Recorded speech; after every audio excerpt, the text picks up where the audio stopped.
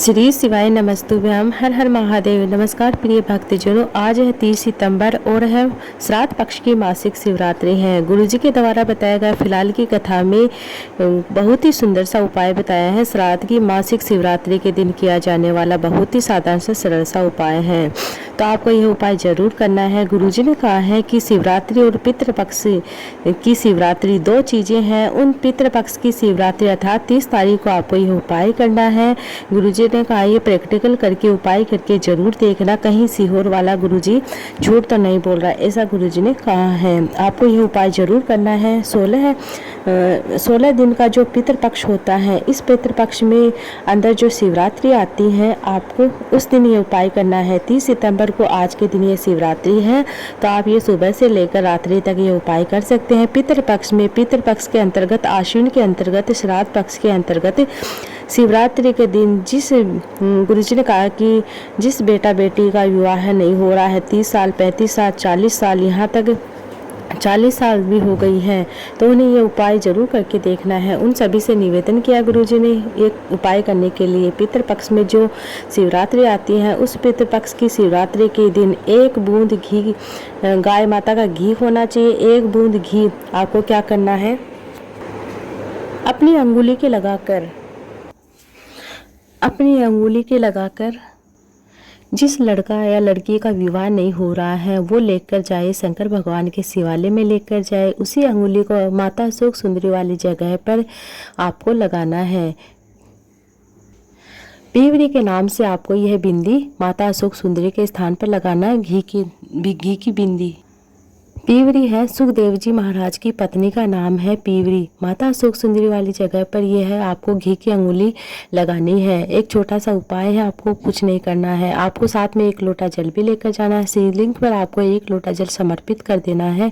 जिसका विवाह नहीं हो रहा है वह कर सकता है। अगर आपका कोई भी परिवार का सदस्य नाम और गोत्र बोलकर भी कर सकता है।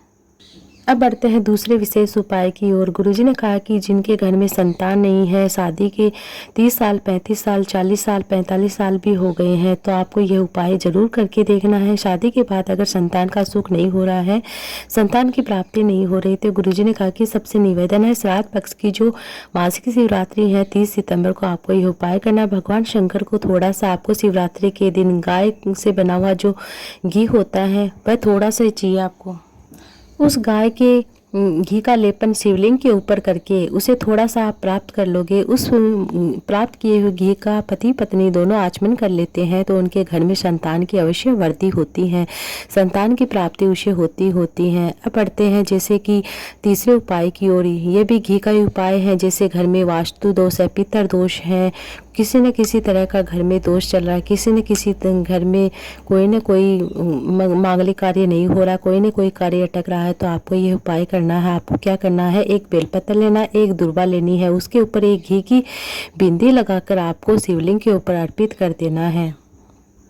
इस तरह से अर्पित करने से घर में धन संपदा की वृद्धि होती है। इस तरह से शिवरात्रि के दिन पर जो पितृपक्ष की शिवरात्रि आती है, उस दिन किया जाने वाला बहुत ही सरल सा आसान सा उपाय है।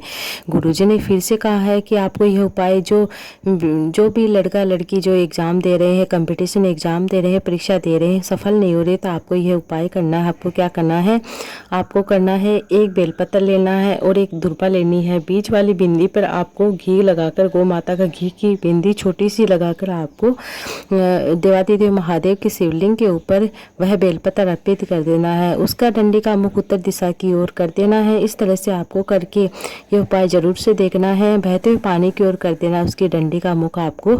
इस तरह से यह उपाय करना। मासिक शिवरात्रि के दिन, पितृपक्ष की जो मासिक शिवरात्रि है, इस दिन किया जाने वाला बहुत ही साधारण सा उपाय है। गुरुजी का पितृपक्ष कोई साधारण पक्ष नहीं होता है। इस पक्ष में पितृपक्ष भी पड़ रहा है, शिवरात्रि भी, दोनों का भाव प्रकट हो रहा है, तो भगवान शंकर और पितरों का आशीर्वाद हमें प्राप्त हो रहा है। आपको यह उपाय कर लेना है।